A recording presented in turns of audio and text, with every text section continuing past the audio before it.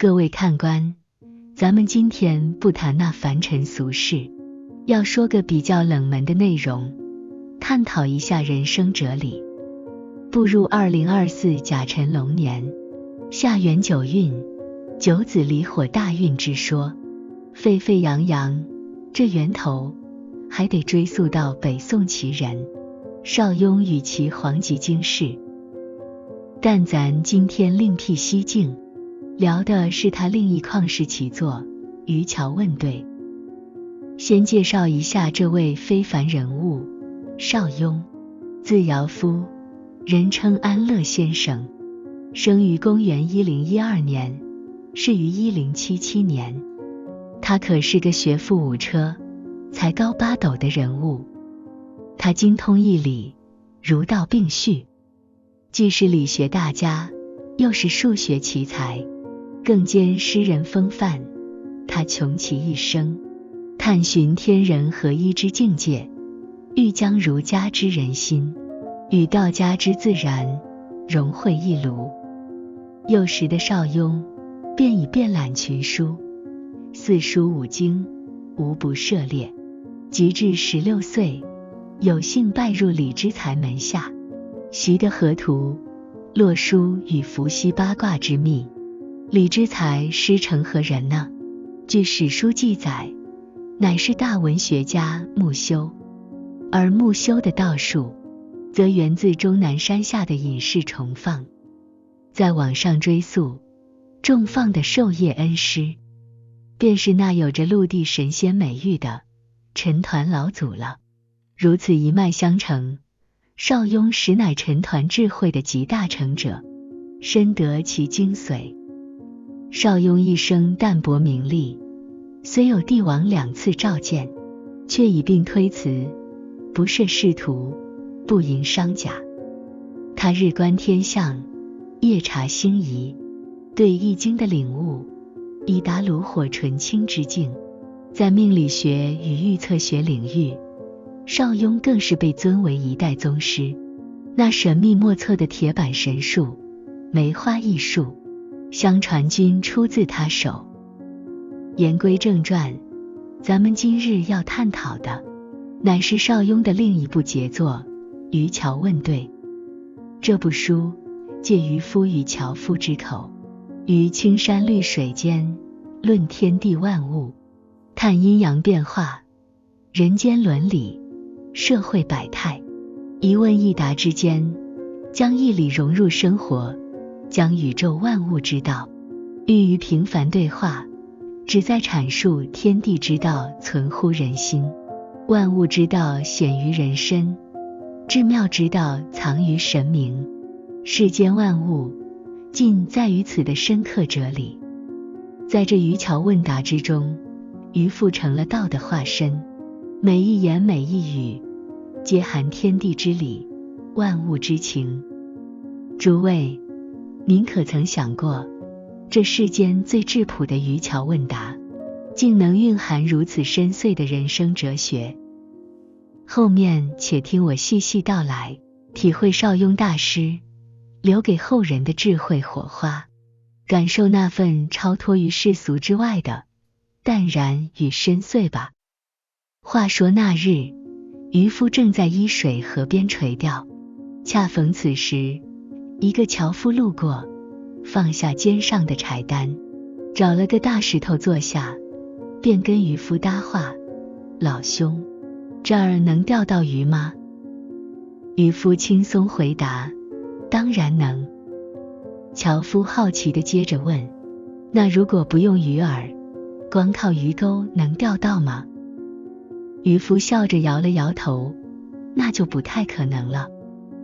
樵夫若有所思地说：如此说来，鱼儿因贪食鱼饵而遭殃，而人却因得到鱼而受益，同样是对食物的追求，结局却是天壤之别，这是可解。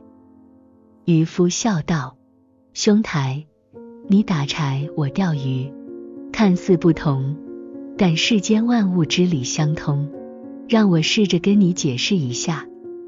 鱼儿以饵食为生，得食则生机盎然，失时则命悬一线，这是鱼之利害。我等愚人，以鱼为生，得鱼则衣食无忧，空手而归则心忧明日之餐，此亦为我之利害。你只见到鱼饵之下隐藏的鱼钩之危，却忽视了鱼儿生存之根本，食物。对其而言，饥饿之害远胜于被钓之害。对我而言，捕鱼之难，不仅在于技巧与耐心，更在于那不可预知的丰收与贫瘠。钓的鱼食固然喜悦，然终日无所获时，生活的重压亦随之而来。这么一来，对我来说，钓不到鱼的害处更大，相对来说，鱼被钓的害处就小了。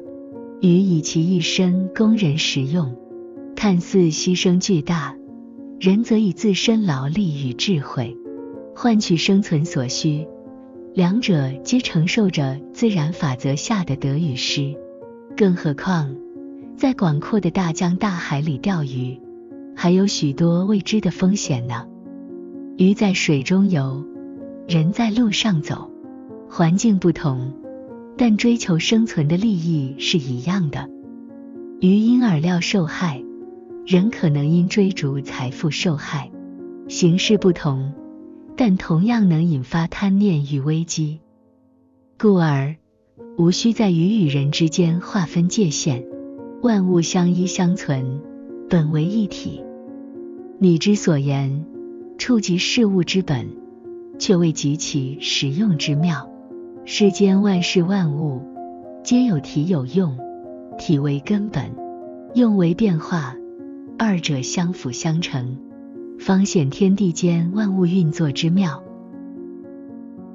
那樵夫又探头一问，这鱼能生吃吗？渔夫微微一笑，答道，烹煮之后方可食用啊。樵夫眉头一挑，续道，那定是要借我这木柴之力，才能让鱼儿成美味咯。渔夫点头道，正是如此。樵夫似乎有所领悟，笑道，那我明白了，我的柴因你的鱼而有用处了。